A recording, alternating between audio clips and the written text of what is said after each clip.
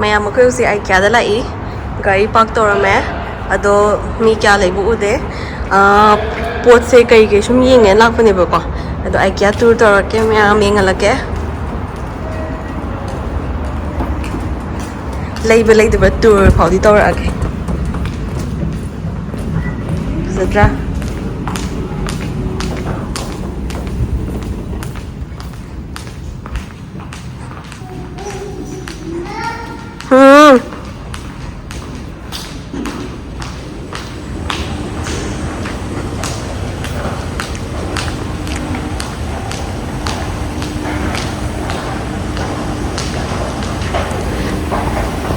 tour torake si mayam sina IKEA ki team nga tour man yawe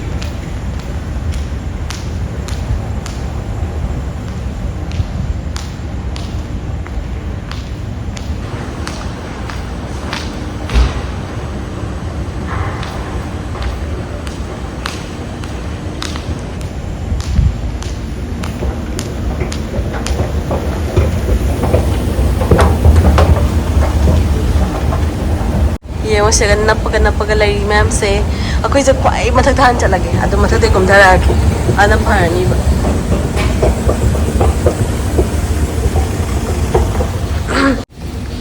yung asom na ng chabam nila yung ma'am say siya diba yung wire ka na lagi chabam say the candle kumba kettle kumba ma'am lagi balls ma'am lagi 2.3p kettle kasi ay na magi quite pasabadi ko chabam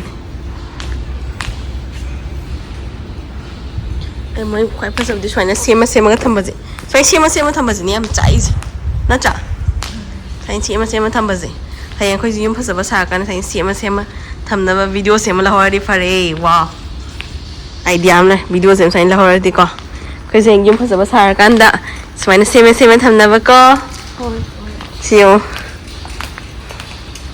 tamna chasi ko yengi nga ai shom baze khar ka lawshan hoge ba ko khay ko yum sarak sida to drawing room ka se pura comfort zone dining table ka se pura comfort alo shom ma'am la yum gini papa namaga chalasi yung si bedroom kasi oining dream mo ano bi ma'am gi no siya sembe ani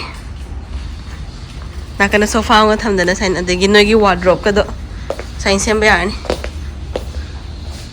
yung se na wardrobe ka do bathroom ka do sign sem da na ko yung to kitchen kasi sign sem da na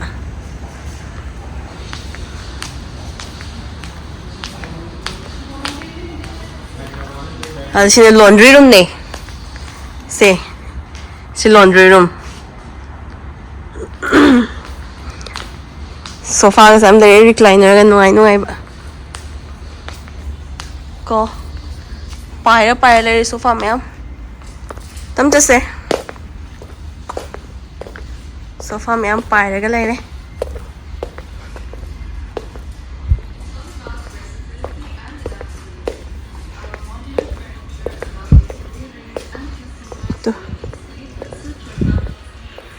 si sofas de gani ne the multiple sections of the sofas can be connected together or used separately making it a perfect and comfortable lifestyle for all. When diving into living room design for modular sofas and coffee tables, the options are endless.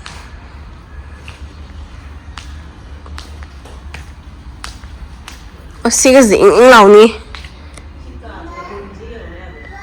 chị ing lau ni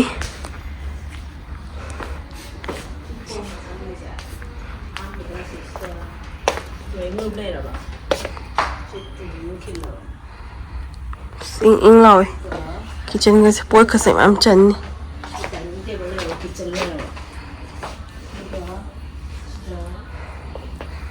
bathroom sini angangi ka ga le ito Ano si may room amakatagiwan. Bathroom laundry loi thamba yare. Sini picture cheng tak ko.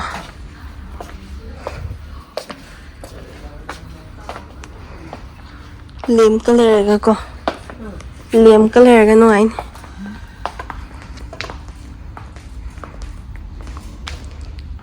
Suba phasab saba am lai. Phasai da ma'am. Shima ma'am se uraga ngawa yum phasaba saning.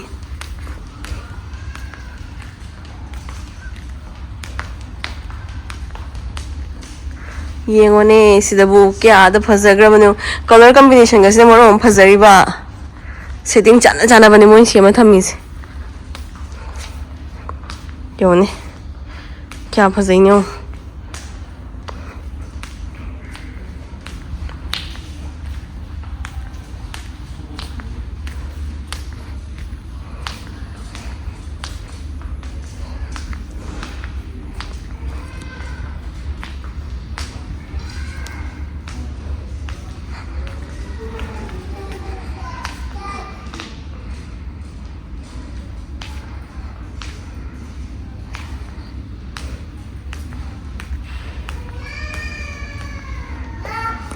Oh.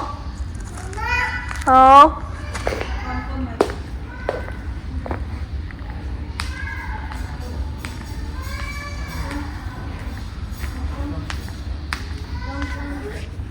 Jura nang mama mama ka uri tu kai dalam kan. Nang mama kan mama ka uri. Mama ka uri. Sofa se ko apoi sofa ka bani si black se.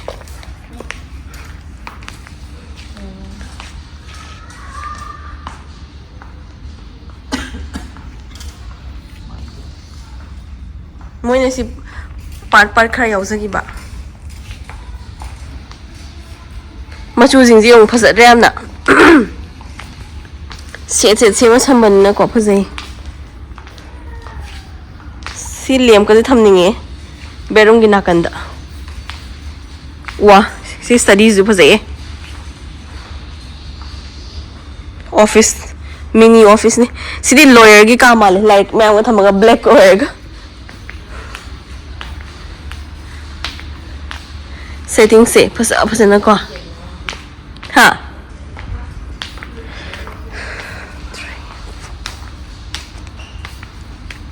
Oh. Yes.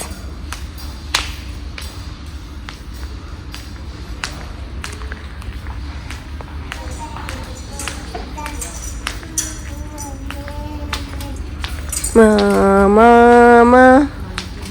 So box.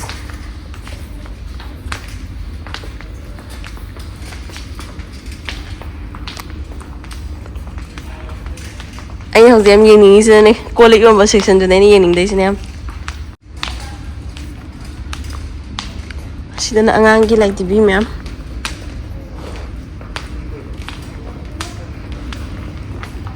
si ze dining room se akhoi heng swai sabi ko si dining room se swai na tu fazai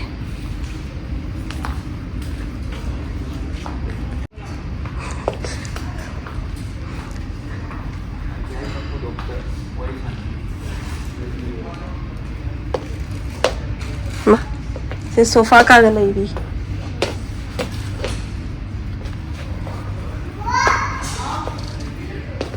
mini bedroom china washroom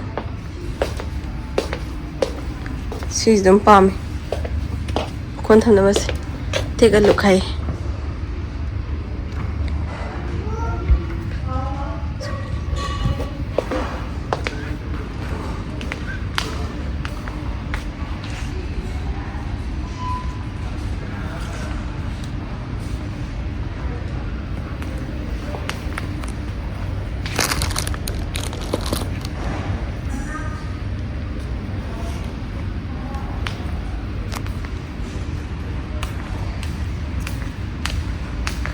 Queen ging ini cak laga sini dining table section.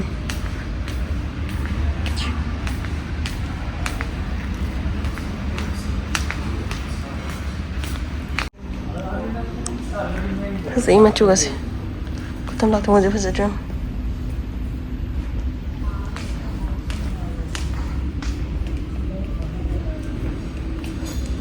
ꯐꯖꯩꯀꯣ ꯌꯥꯝꯅ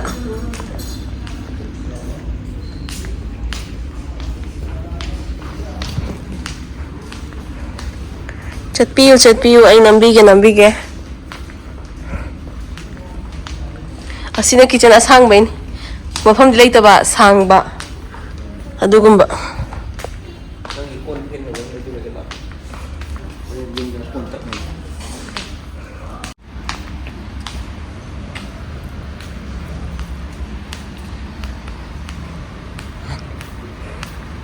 시는 ꯐꯃꯨꯡ ꯐꯖꯅ ꯊꯥꯔꯒ ꯊꯝꯃꯦ ꯎꯕꯗ ꯄꯥꯝꯃꯦ ꯇꯨꯝꯅꯤꯡꯉꯦ ꯐꯖꯩ ꯐꯖꯅ ꯊꯥꯔ ꯊꯝꯃꯤꯁꯦ ꯐꯃꯨꯡꯁꯤꯡꯁꯦꯀꯣ ꯀꯌꯥ ꯅꯥꯟꯅ ꯁꯤꯅ ꯕꯦꯗꯁꯤꯠꯀꯤ ꯑꯦꯗꯚꯔꯇꯥꯏꯖꯅꯤ ꯁꯥꯏꯠ ꯇꯦꯕꯜꯒꯨꯝꯕ ꯀꯌꯥ ꯐꯖꯅ ꯊꯝꯃꯤꯅꯣ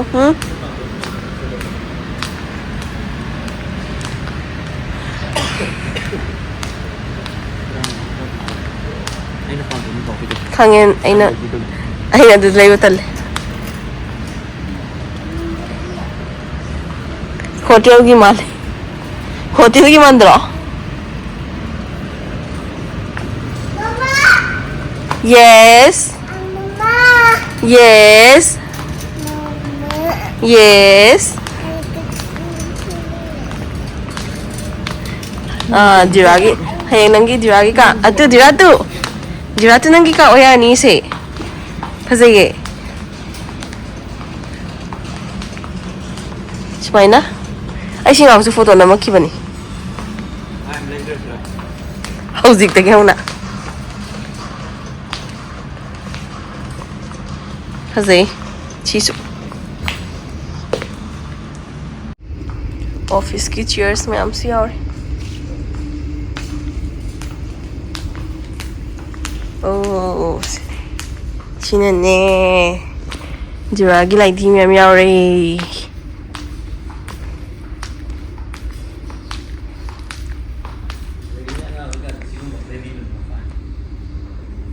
sin angangi playground angangi room si phazai si kaino ni planet ne magi setup se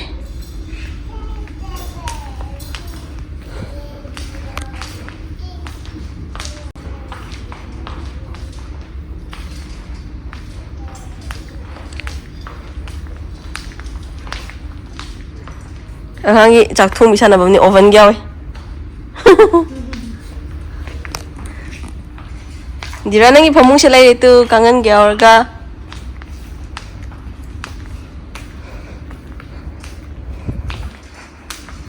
to angangi kangan me amada yala lei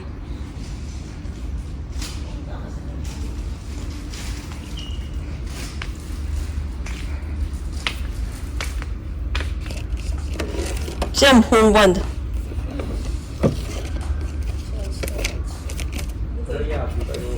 Ha. Chicken ni. Khone pam ni. Ha.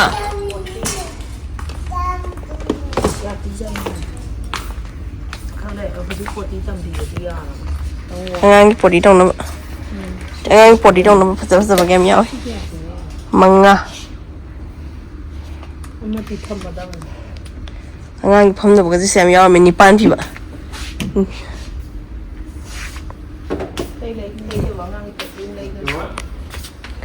sing thok phai ga do ma adu ka ri tawe yoni kema angang stationery items so am yaw Durana khot pe aba slate kumba mala di ko slate kumba mala no ai ram ne mana khot pe aba adu ra sedi yaw dre ma panda mu yings ma de dum no ai ni hoji khot pa phazai ko Asli jangan kau film dang thak di pasal ni Asli Hammaga Natte mathak ta ne dudi Sida zaman le male sida koi chadri yamuta Yengo yung ay sa yeng eso. Question di am to charge you man. Ako'y laser. Sino na? Ako sa mathak na to. Si mathak to. Oo. Oh, ay ko wa ba ni I'm sorry ni. Eh.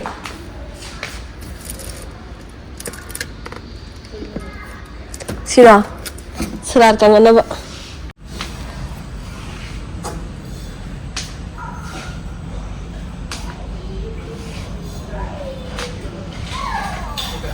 Ang tani?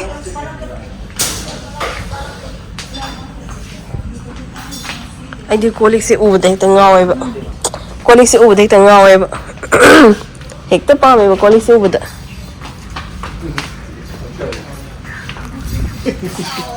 Betul. Nyam hai.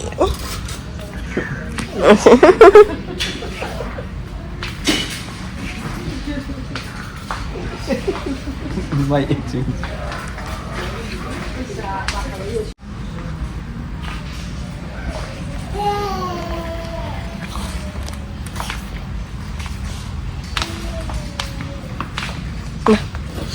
Siti patra.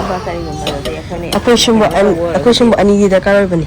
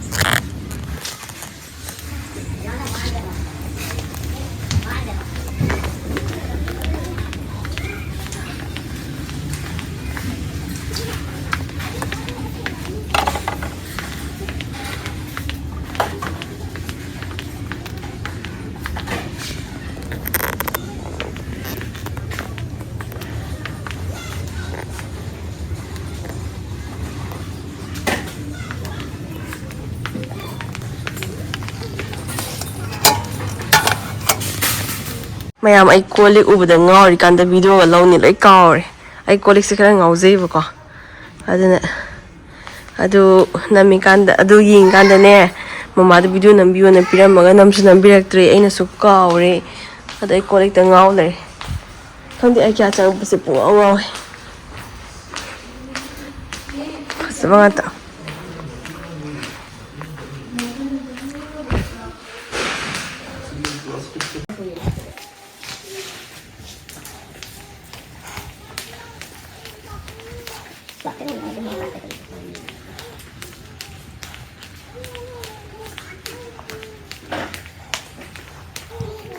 Chuyển bạn đi section.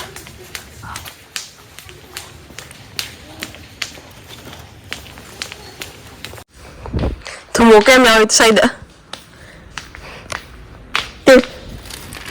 Huh?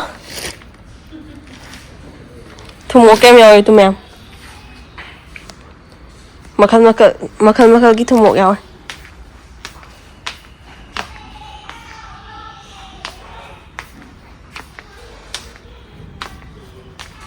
Tu bag to mas diyaw ini. Kung manipuro ka pa na mo bag to. Kung manipuro ka po na mo bag to ni Shidi.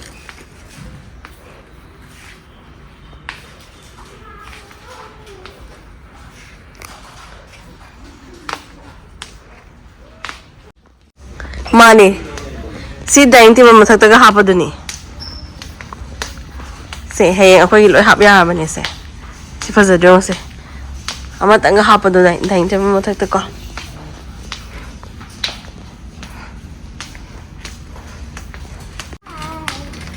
Jura? Tu, yung o. Jura?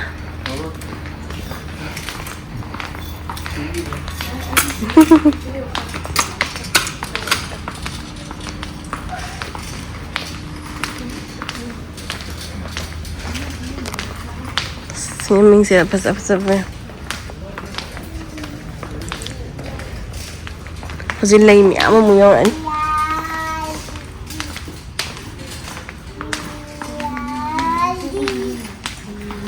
Sini candle mang nushibani. Candle mang nushibani dang thaningi da kai.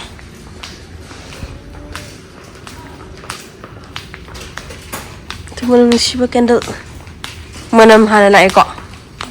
Candle mang si. Nushira manam ja. Rosa na lai. Ai suma da lai am haba thamningi ba. Sigi khano nangi do. Sida memang gani ba flower base yung ba memang gani ba. To flower base memang gani ba sida yung ba. Ako yung hapit Malaysia mo na hapit.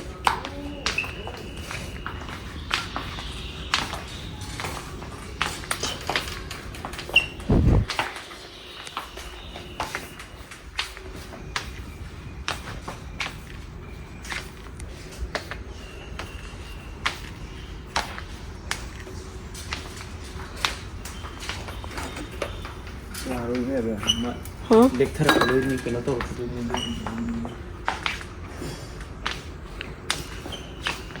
Misi xuan happy sidi sa sta.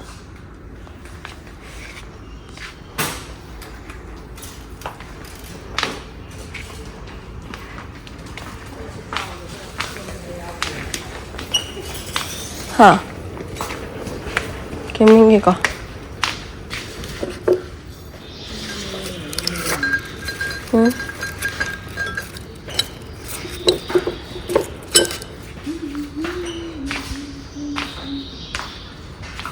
Lei myam le segi decoration to budi yade ni. Yali mams.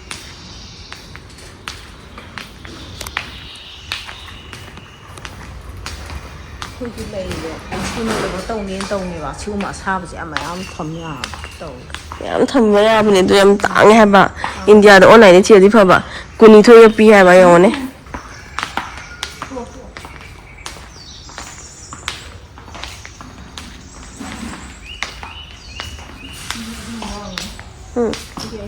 Ahing bani tu si tara pi jung. India do di ko online chi laga mayam tham ba ya bani. Ha. Kariba? Timu do sem yaw. Sina mayam go down yo de khoi yo re. Akoi thok pagi matam yok sala bani go down yo ra. Go down ni mayam. Chao bani ko. Si go down.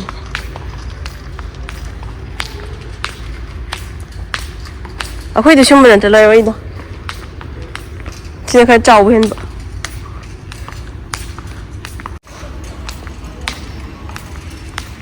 Một bài này mà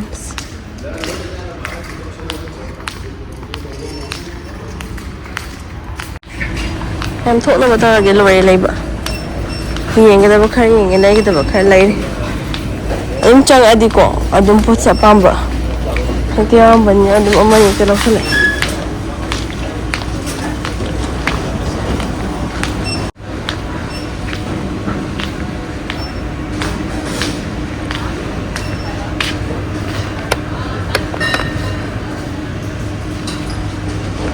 nói mẹ chạy ra một tờ rồi có bill đi ra chạy ra một tờ rồi còn được cái nó trao về một khai gì nó trao